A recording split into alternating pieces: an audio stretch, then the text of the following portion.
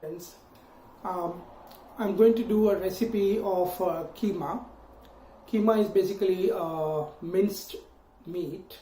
It can be lamb, it can be beef, or it can even be chicken. I'm going to work with some lamb mince. Hope you enjoy it. It's not something that is very difficult. You can actually prepare a good keema inside of 15 minutes if you use a pressure cooker. So let's do it, friends. So what you need for keema is all out here. Of course you need the lamb mince. I've taken only 250 grams since I cook for myself alone.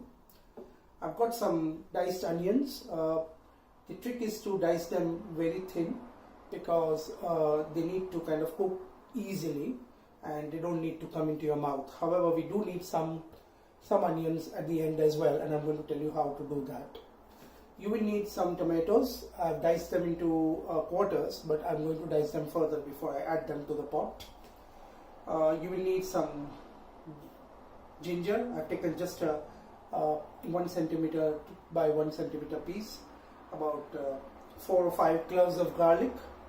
You will need some green chili, and I've just put a red chili for show, basically. You will need some whole spices. So you need cinnamon sticks, you need black peppercorns. As you can see, this is just a half teaspoon of black peppercorns, about 15 or 20 in number. 4 or 5 cloves, just to have aroma of the cloves. 2 to 3 bay leaves, couple of black cardamoms, and some green cardamom as well. In addition, you will need cooking oil, you will need salt, and you need all the powdered spices. My gas is now on, as you can see, and this is a pressure cooker. I use the Hawkins Futura pressure cooker. So now this stove is turning slowly hot. I can actually put the oil in now. As I'm cooking keema, it would require a little more cooking oil. So I'm taking about 2 tablespoons of oil, as you can see. Enough basically to fry all my onions and everything. So I'm adding a little more to make it about 1.5 teaspoons now, or tablespoons rather. I forgot to mention one ingredient, and that is green peas.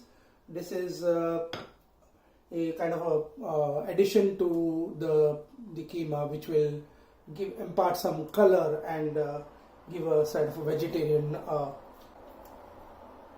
contrast to the lamb meat, which is essentially non-vegetarian. So I think this should be now almost ready to cook. Maybe some come in as well. Alright, so now I can see that the cinnamon stick is slowly heating up, and it is time to now add some bay leaves.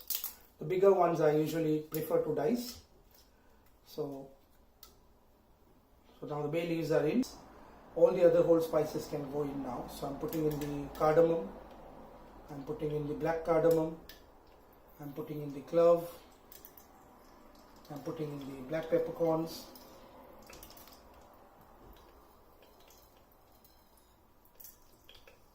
and now you can hear the spices slowly spluttering.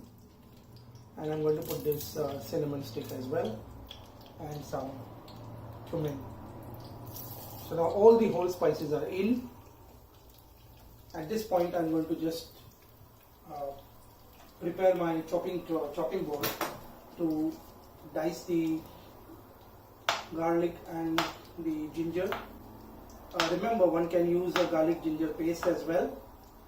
Using the fresh garlic and ginger obviously has its advantages because the aromas are likely to be much more rejuvenating and enjoyable.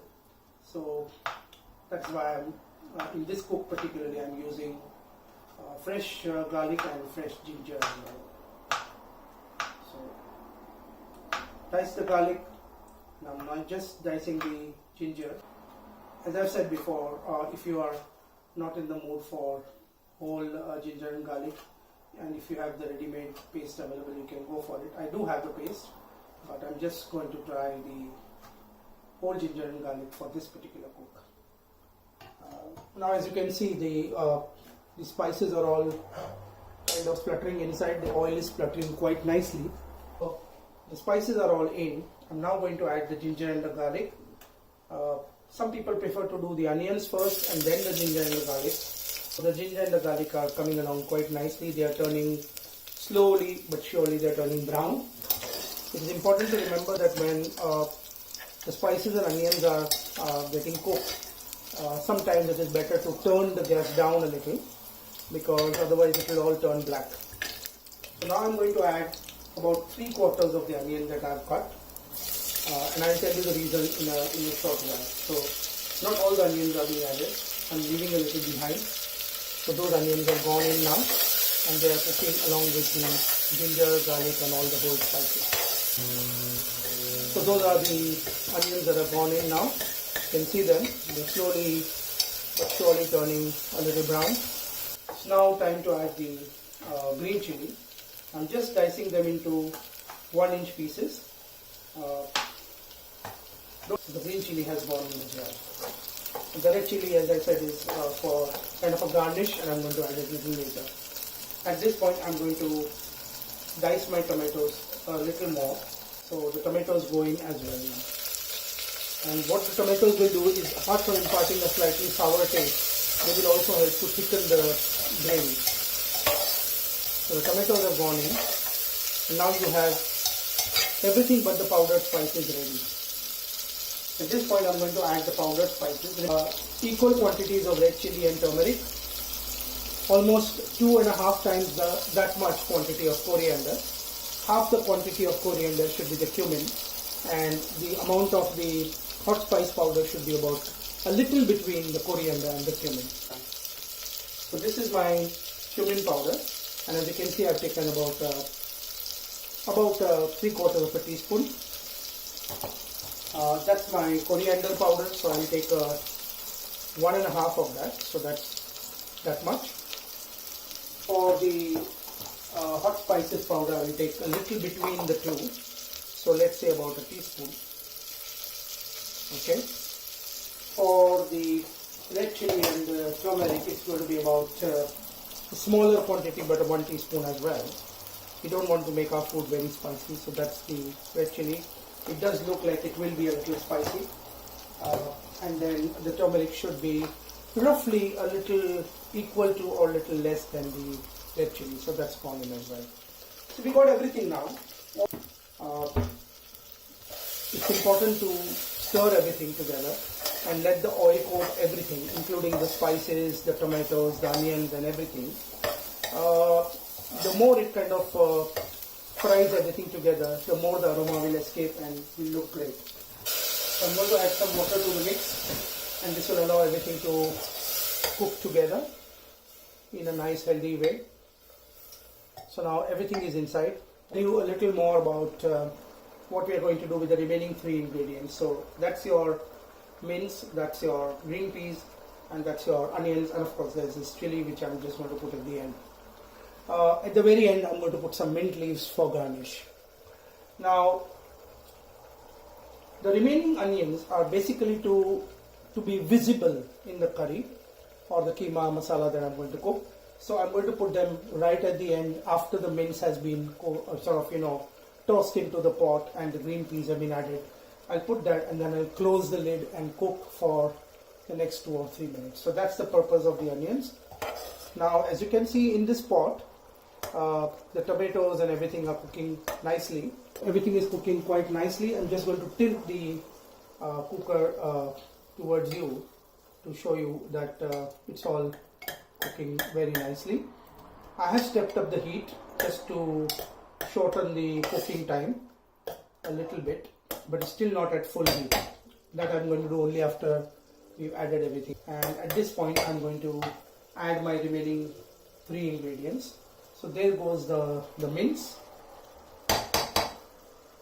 and I'm going to peas, and finally I'm going to add the remaining onions on the top. So that's gone as well. And the last thing I'm going to add is the red chili. Stir everything properly. Make sure that the mince and the peas mixes properly. It looks very tempting already. The fresh onions that I've added are visible there. Now depending on how dry or wet you want the preparation to be, you can at this point add some more water. So I'm going to add a little more water because when it cooks, the water is going to evaporate and the cook will turn out to be a little dry. The last and the final ingredient, of course, is the salt.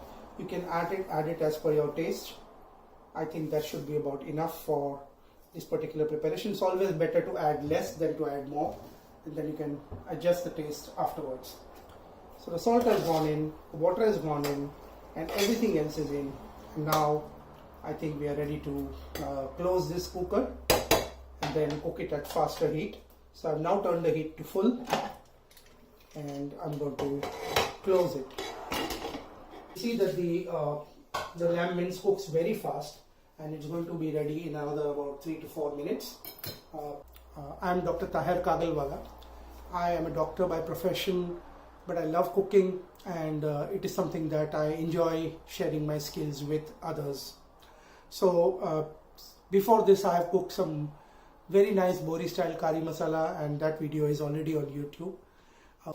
So as you can now hear, the whistle is going slowly on, and as I've said, it takes about 3 to 4 minutes only for this keema to cook in a pressure cooker, because we've been going on this for last 10 to 12 minutes, and I think we should be ready in another less than 5 minutes actually. But the only other things I want to tell you is that if you have not yet subscribed to my channel, please do like this video and please do subscribe to my channel and click on the bell icon so that you are informed about any new videos that happen.